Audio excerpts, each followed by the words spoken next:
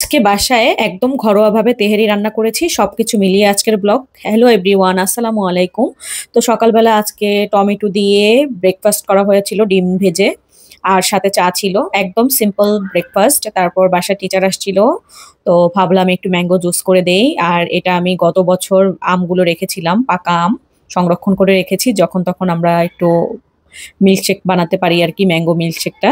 তো এখানে আমি একটু গুঁড়ো দুধ আর আম দিয়ে দিয়েছি একটা ব্লেন্ডার জারে, আর চিনি দিচ্ছি, দিয়ে তারপর ব্লেন্ডার করে নিলাম। এই তো আমার ম্যাঙ্গো জুসটা হয়ে গেছে। তো সবাই মিলে একটু ম্যাঙ্গো জুস খেয়ে নিলাম। তো টিচারকেও দিলাম, বাচ্চারাও খেলো, খুব মজা পেয়েছে। আসলে আসলে মানে যখন সিজন ছাড়া ম্যাঙ্গো জুসটা খাওয়া হয় খুব ভালো লাগে হঠাৎ করে। তো আমি সব সময় প্রত্যেক বছর রাখার চেষ্টা করি। তারপর বাচ্চারা স্কুলে চলে গেল। বাসায় এসে আমি তাড়াহুড়ো করে কি করব ভাবতে ভাবতেই মনে হলো যে একটু বিরিয়ানি বসিয়ে দেই। তো এখানে আমি প্রায় 1.5 কেজি গরুর মাংস নিয়ে নিয়েছি, আর গোটা সব ধরনের মসলা দিয়েছি, ধনিয়া জিরা গুঁড়ো দিয়েছি, দিয়েছি মরিচের গুঁড়ো, সাথে দিয়েছি পরিমাণ মতো, স্বাদ মতো আর কি লবণ দিয়েছি। আর দিয়েছিলাম আমি এখানে টক দই দিয়েছি, তারপর বেরেস্তা দিয়েছি, আদা রসুন তারপর পেঁয়াজ বাটা দিয়েছি। মানে আমি পরিমাণ মতো দিয়ে দিয়েছিলাম। যেমন আমি টক দইটা দিয়েছি 1 চামচ, আর দিয়েছি আদা বাটা, দিয়েছি পেঁয়াজ বাটা দিয়েছিলাম 2 চামচের মতো, আর রসুন বাটা দিয়েছি 2 চামচ, আর 1.5 চামচ দিয়েছিলাম আমি আদা বাটা। তো দিয়ে তারপর পরিমাণ মতো তো তেল দিয়েছিলাম প্রায় হাফ কাপের মতো, দিয়ে খুব ভালোভাবে আমি মাংসটাকে হাত দিয়ে মাখিয়ে নিয়েছি। মাখিয়ে তারপর হালকা একটু পানি দিয়ে আমি চুলায় বসিয়ে দিয়েছি। ও আচ্ছা, এখানে কিন্তু আমি বিরিয়ানি মশলা দিয়েছিলাম 2 চামচ পরিমাণ। তেহেরির যেই মসলাটা থাকে সেটা আর কি, রাঁধুনি।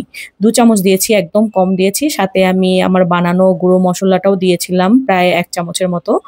দিয়ে আমি হালকা একটু পানি দিয়ে বসিয়ে দিয়েছি। একদম মাংসটা মোটামুটি সিদ্ধ হয়ে গেছে যখন 60% মতো, তারপর আমি মাংসটাকে এখন উঠিয়ে নিব। দেখতেই পাচ্ছেন তেল ছেড়ে দিয়েছে। এখন মাংসটাকে উঠিয়ে আমি পোলার চালটা দিয়ে দিয়েছি। দিয়ে আবার পরিমাণ মতো লবণ দিয়ে দিব, আর দিয়ে দিব গুঁড়ো দুধ, আর হচ্ছে গিয়ে কিছু গোটা কাঁচামরিচ। দিয়ে খুব ভালোভাবে এখন নেড়ে চেড়ে নিচ্ছি, ভেজে নিব আর কি। ভাজা হয়ে গেলে আমি এখানে কিছু আলু ভেজে তারপরে মানে আমি পোলাওর চালটার মধ্যে দিয়ে দিয়েছি। আলুটা যেহেতু সবাই পছন্দ করে তাই আমি দেওয়ার চেষ্টা করি। তারপর পোলাওতে পরিমাণ মতো পানি দিয়ে দিয়েছি। যখন পোলাওটা হয়ে গেছে তারপর আমি ওই যে উঠিয়ে রেখেছিলাম মাংসটা, সেই মাংসটা এখন দিয়ে দিচ্ছি। মাংসটা দিয়ে তারপর আমি আবার ঘি দিয়ে দিব। একটু বেশি করে ঘি দিয়ে দিয়েছি, দিয়ে একদম দমে রেখে দিয়েছি প্রায় 15 মিনিটের জন্য।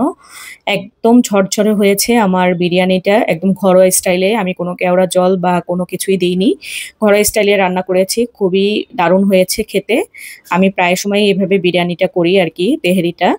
তো খেতে ভীষণ ভালো লাগে। এভাবে সেম ভাবে আপনারা মুরগি দিয়েও রান্না করতে পারবেন, খেতে দারুণ মজার। আর বাচ্চারা তো দেখা যায় বিরিয়ানিটা রান্না করলে আর অন্য কিছু খেতে চায় না, দেখা যায় বিরিয়ানি দিয়েই ওদের সারাদিন চলে যায়। তাই আমি আর আজকে কিছু রান্না করিনি। তারপর আমার ছোট ছেলে স্কুল থেকে এসে দেখেন কি করছে, সে ডান্স নাচবে আর কি। সে বলছিল যে গান দাও, আমি একটু নাচবো। সে কাপড়ও খুলে নেই, তার মামিদের বাসায় দেখে আর আন্টিকে বাসায় দেখে, মানে আমার ভাইয়ের বউ আসছিল, তো দেখে সে নাচানাচি শুরু করে দিয়েছে। সে নানু বাসা যাবে তাই। তো যাই হোক, ওর নাচানাচি দেখে আমরা সবাই মিলে হাসতে হাসতে আর কি সময়টা পার করে দিলাম। এই ছিল আজকের ব্লগ। আর সারাদিন দেখেন কি পরিমাণ নোংরা করে। সবাই ভালো থাকবেন, আল্লাহ হাফেজ।